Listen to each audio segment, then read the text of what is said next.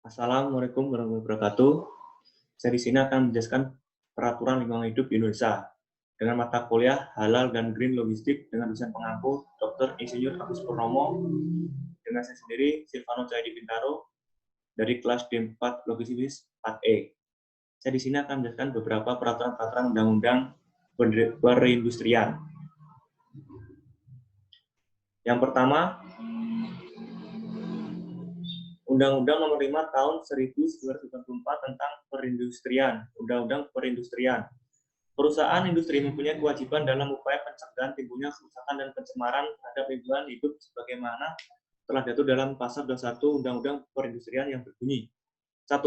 Perusahaan industri wajib melaksanakan upaya keseimbangan dan pelestarian sumber daya alam serta pencegahan timbulnya kerusakan dan pencemaran terhadap lingkungan hidup akibat kegiatan industri yang dilakukannya. 2. Pemerintah mengadakan pengaturan dan pembinaan berupa bimbingan dan penyuluhan mengenai pelaksanaan pencegahan kerusakan dan penanggulangan pencemaran terhadap lingkungan hidup akibat kegiatan industri. 3. Kewajiban melaksanakan upaya sebagaimana dimaksud dalam ayat 1 dikhususkan sebagai jenis industri tertentu dalam kelompok industri terkecil. Selanjutnya, dalam hal ini diatur dalam PP nomor 18 tahun 1999 tentang karakteristik limbah B3 yang meliputi bahan mudah meledak. Pada suatu saat industri yang memproduksi bahan limbah meledak cairannya, maka pemerintah akan mensurvei ke tempat produksinya, bahkan dengan tes uji. Bila mana suatu limbah dianggap sebagai limbah B3 jika meledak pada temperatur dan tekanan standar 25 oC dan 260 atau melalui reaksi kimia dan atau fisika dapat menghasilkan gas yang dengan cepat dapat merusak lingkungan sekitar. Contohnya limbah peroksida. Nah, ini adalah simbol-simbol gambar yang mudah meledak. Selanjutnya mudah terbakar. Ini jika suatu cairan mengandung alkohol kurang dari 24% volume dan atau apabila terjadi kontak dengan api pada titik nyala tidak lebih dari 60 akan menyala atau sumber nyala lain pada tekanan udara 160 mg. Jika suatu cairan dapat menyebabkan kebakaran melalui gesekan dengan mudah, penyerapan uap air atau perubahan kimia secara spontan dan apabila terbakar dapat menyebabkan kebakaran yang terus-menerus apabila berada temperatur dan tekanan standar 25 C dan 760 mg.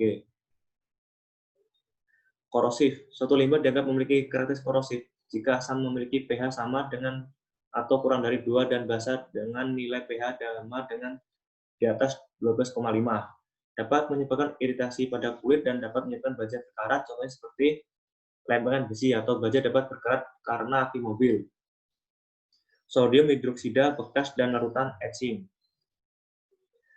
Saya di sini akan menjelaskan beberapa perusahaan yang melanggar regulasi lingkungan hidup. Yang pertama ada PT Prima Kremasindo yang memproduksi minuman ringan kemasan. Yang kedua PT Prima Baja Utama yang bergerak dalam usaha pengolahan baja. Dua perusahaan ini tidak memiliki surat izin resmi dalam pengolahan bahan berbahaya dan beracun.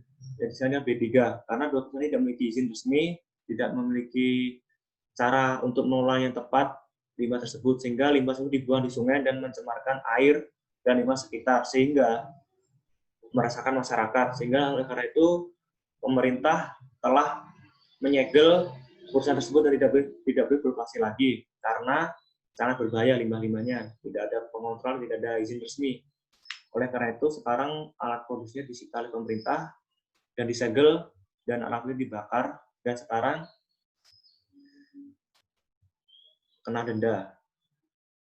Terima kasih dari saya. Semoga ilmu yang bermanfaat. Wassalamualaikum warahmatullahi wabarakatuh.